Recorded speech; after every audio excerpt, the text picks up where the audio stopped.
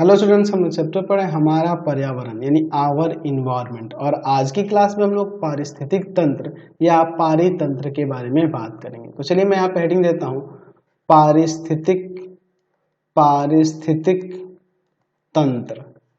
पारिस्थितिक तंत्र या पारितंत्र भी इसे कहा जाता है।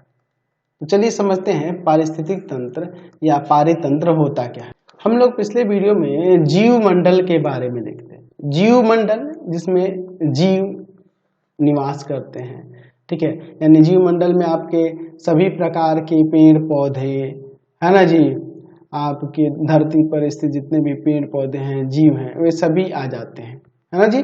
तो जीव मंडल में जीव एक दूसरे से तथा ये सभी जीव वातावरण में स्थित जो अजैव या फिर ऐसे कह सकते हैं कि अजैव भौतिक जो घटक है वो एक दूसरे से संबंधित है।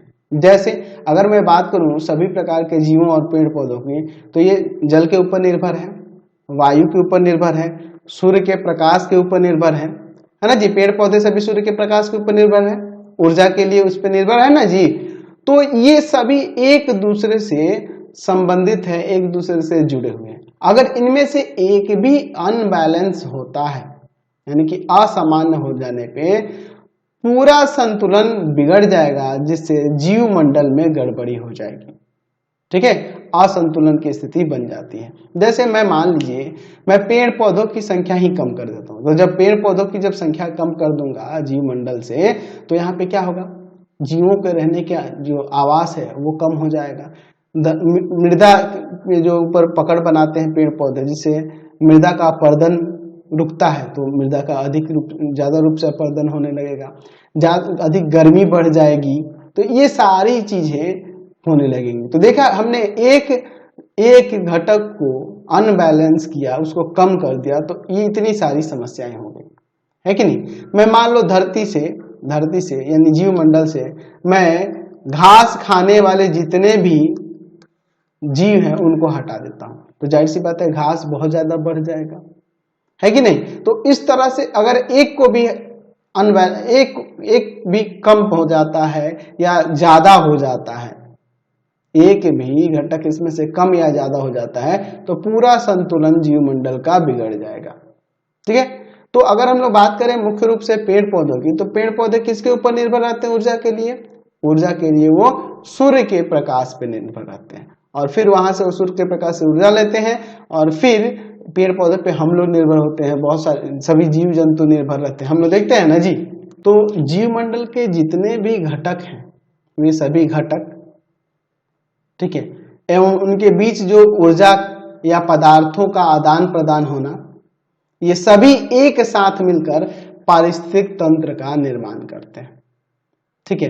यानी कि आप कह सकते हैं कि पारिस्थितिक तंत्र जो होता है जीव मंडल की एक स्वपोषित, क्योंकि उससे उनको ऊर्जा मिलती है ना, भोजन के लिए ऊपर निर्भर रहते हैं, स्वपोषित संरचनात्मक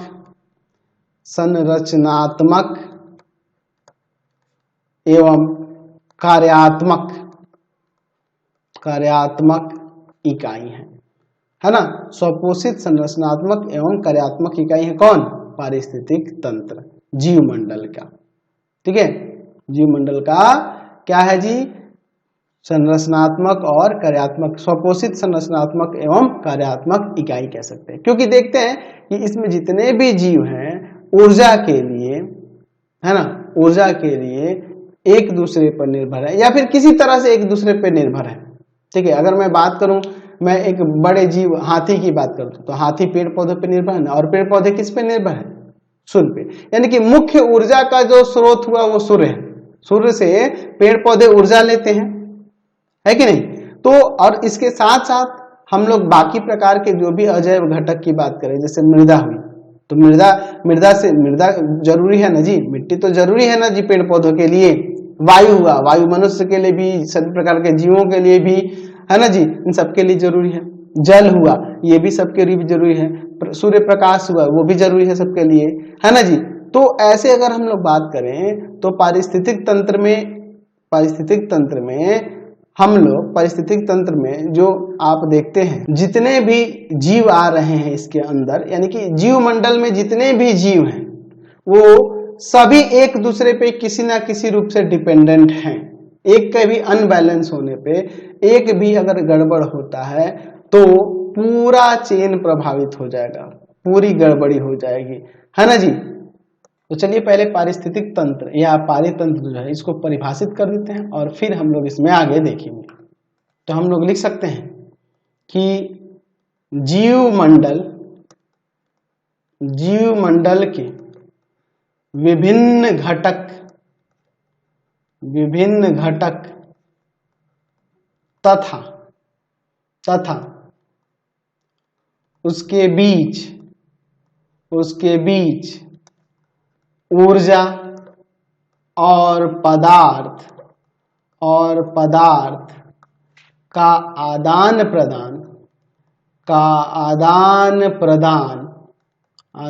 प्रदान सभी एक साथ मिलकर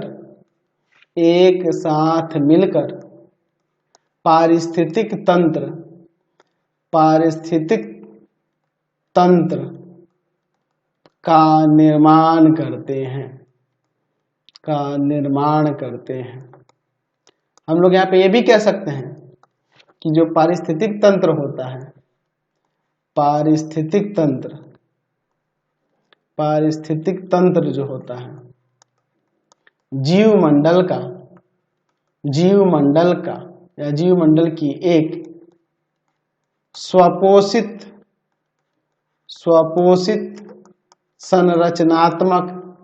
संरचनात्मक एवं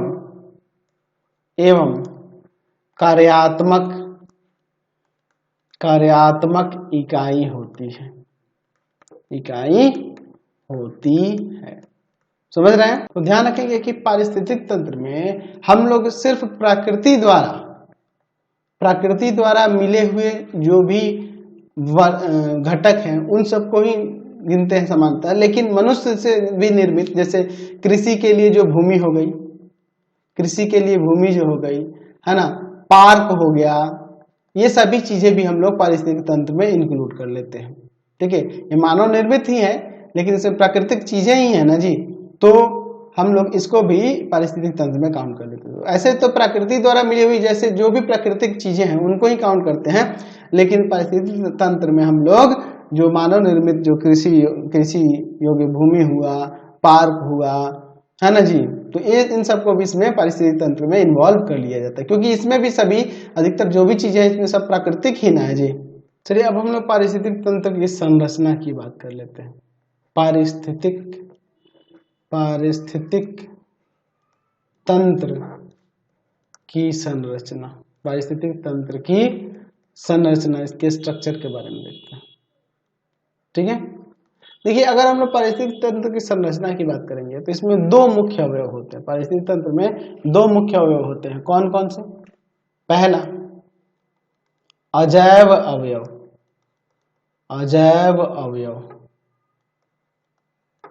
तो अजैव अवयव जो होते हैं जिसमें जीव नहीं होता है, यानी कि जो निर्जीव होते हैं। ठीक है, अजैव में कौन होते हैं जी?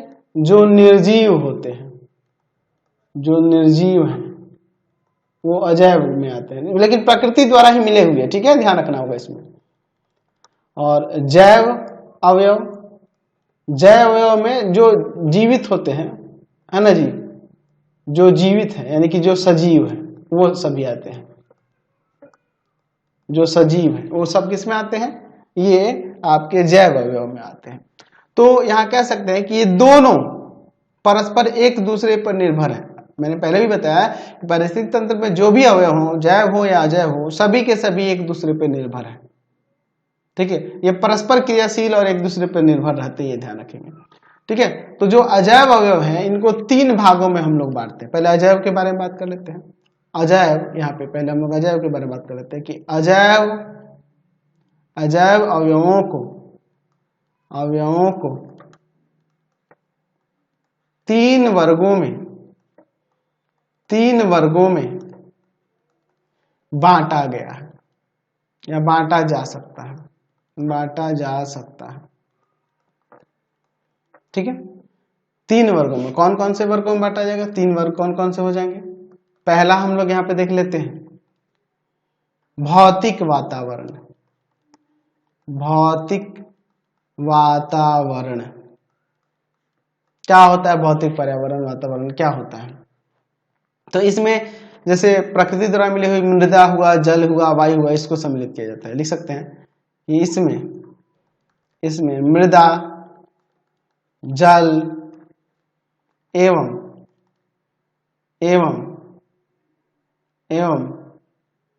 वायु सम्मिलित है,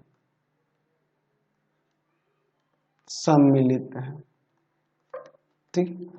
दूसरा है आपका पोषण। तो इसके अंतर जो भी आपके अकार्बनिक और कार्बनिक पदार्थ आते हैं वो सब आ जाएंगे, है ना। तो लिख सकते हैं कि इसके अंतर्गत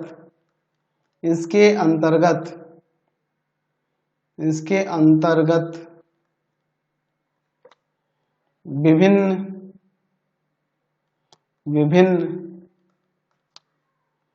अकार्बनिक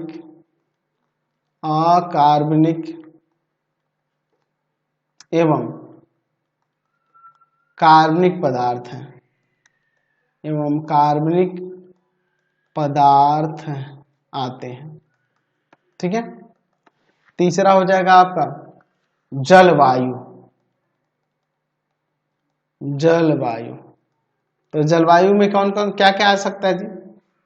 तो जलवायु होता क्या है एक्चुअल में? तो जलवायु में आपका जो भी आप देख लीजिए, सूर्य की रोशनी हुई, तापक्रम हुआ, आर्द्रता हुआ, दाब हुआ, ये सब मिलकर जलवायु का निर्माण करते हैं। ठीक है। तो आप इसमें वैसी परिभाषा ही लिख सकते हैं इसको कि सूर्य का प्रकाश, या फिर लिख सकते हैं कि इसके अंतर्गत सूर्य की रोशनी या प्रकाश भी लिख सकते हैं, तापक्रम, आर्द्रता,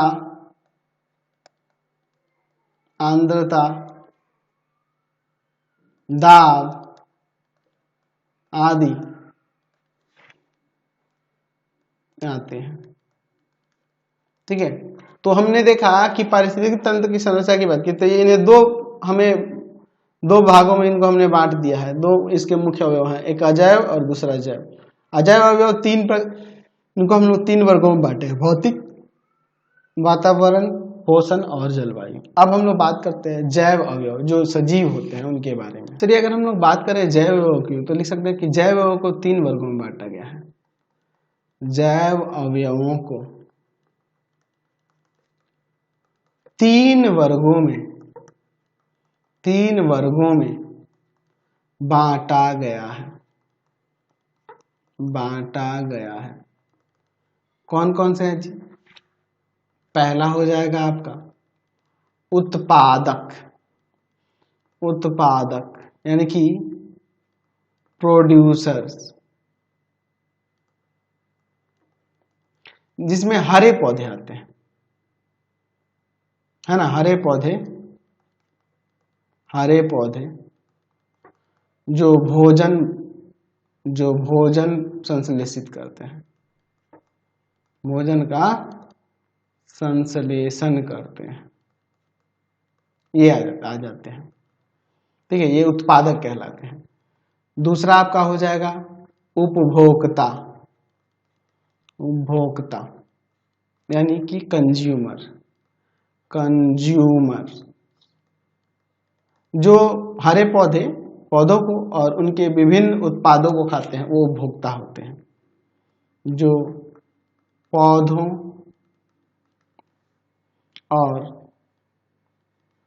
और उनके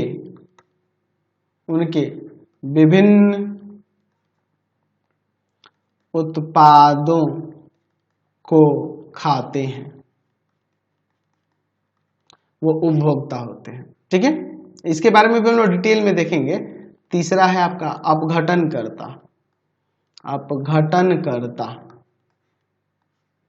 यानी कि डिकम्पोजर्स, ठीक है। ये मृत उत्पादों को और क्या कह सकते हैं कि उपभोक्ताओं को, उन सब का अपघटन करते हैं। ये उत्पादक और मृत उत्पादक और उपभोक्ताओं का अपघटन करते हैं, यानी कि उसको डिकम्पोज कर देते हैं। तो उनको क्या कहते हैं? अपघटन करता कहते हैं। ठीक है। और इससे जो उत्पन्न गैस मिलते हैं उनको वातावरण में छोड़ देते हैं, और जो इन्हें उनसे उत्पन्न, इनके लिए इनसे उनका पोषण होता है अपघटनकर्ता का, और उससे जो गैस निकलती है वो वातावरण में छोड़ देते हैं। तो अपघटनकर्ता के लिए लिख सकते हैं ये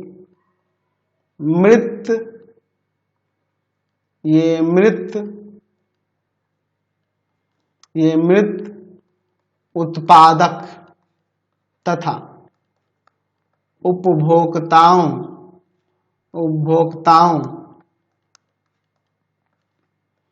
का अपघटन करते हैं, जिससे इनको ऊर्जा मिलती है और उससे निकला हुआ गैस वो वातावरण में छोड़ देते हैं। तो एक एक करके हम लोग सबके बारे में डिस्कस करने वाले हैं। तो अगर हम लोग उत्पादक की बात करें, चलिए आज उत्पादक के बारे में थोड़ा समझ लेते हैं हम लोग। चलिए उत्पादक के बारे में देख रहे हैं ना जी। उत्पादक कौन होते हैं जी? है ना, पेड़ पौधे, हरे पेड़ पौधे उत्पादक कहलाते हैं। ठीक है।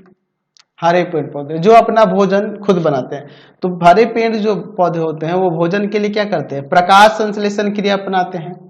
प्रकाश संश्लेषण मैंने बता रखा है बायोलॉजी में ही आपको, है ना जी, शुरू में ही आपको चैप्टर के शुरुआत में, सेकंड चैप्टर में या फर्स्ट चैप्टर में बताया था कि प्रकाश संश्लेषण वह क्रिया है जिससे, फर्स्ट चैप्टर में, जिससे पौधे अपना भोजन स्वयं संश्लेषित करते हैं और उनसे उनको ऊर्जा मिलती है। ठीक है।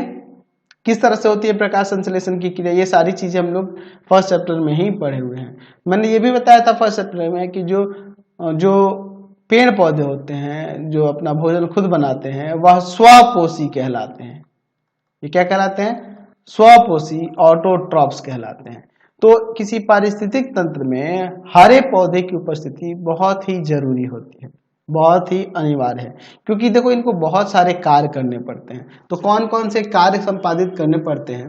अगर हम लोग बात करें हरे पौधे की, तो देखिए क्या क्या काम होता है। तो अगर हम हरे पौधे के कार्य के बारे में डिस्कस करेंगे तो हम लोग यहाँ पे लिख सकते हैं कि पारिस्थितिक तंत्र में रहने वाले जीव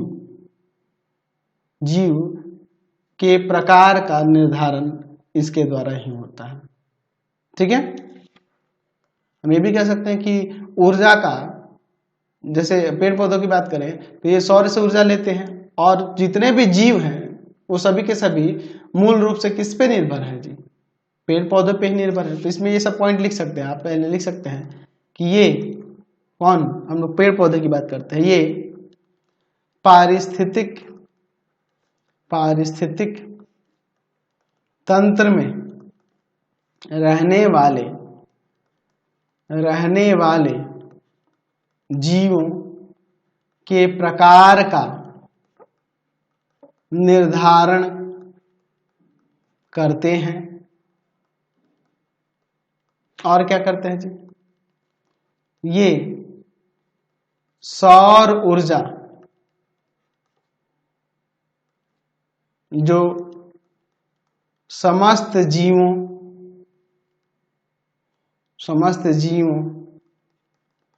के लिए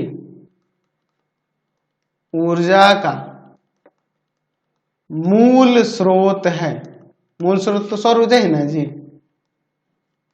का ग्रहण करते हैं। और इन्हीं से ना फिर हमें ऊर्जा मिलती है जी।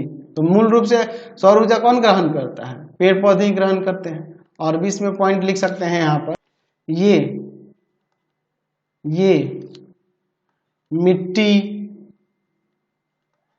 मिट्टी से प्रमुख तत्वों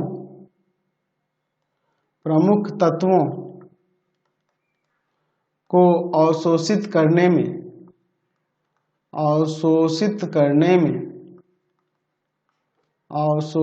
करने में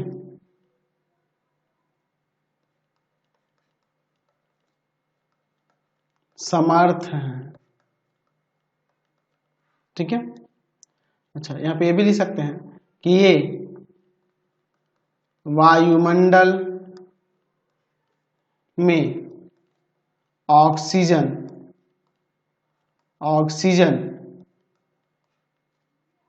और कार्बन डाइऑक्साइड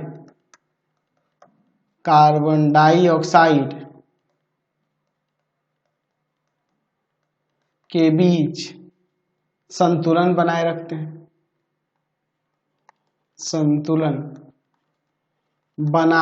रखते हैं। तो ऐसे देखा जाए तो बहुत ही जरूरी है पेड़ पौधे। बिना पेड़ पौधे के आपका जीवन संभव ही नहीं है। जब पेड़ पौधे नहीं थे तो धरती पे जीवन भी नहीं था। तो बहुत ही ज्यादा जरूरी है, जीवन के लिए जरूरी है। तो सोच लो अब इससे ज्यादा क्या जरूरी हो सकता है। आज की क्लास में इतना ही। नेक्स्ट वीडियो में आगे हम लोग बढ़ेंगे। आपको हमारे 3 चैनलों को सब्सक्राइब करना होगा। पहला है पाथफाइंडर क्लासेस छपरा। दूसरा आपके पास है भारती भवन रविकांत सर।